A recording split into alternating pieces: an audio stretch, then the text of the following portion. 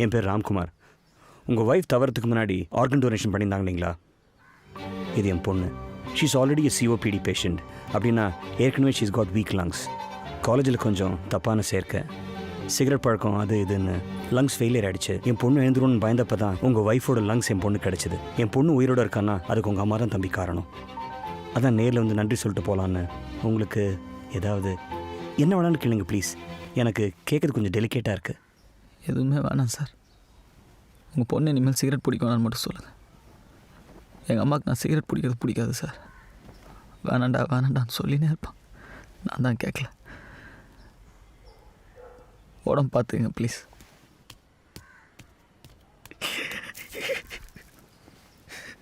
நாங்கள் அப்புறமா வரோம். வாமா. நான் தான் கொண்டேன்.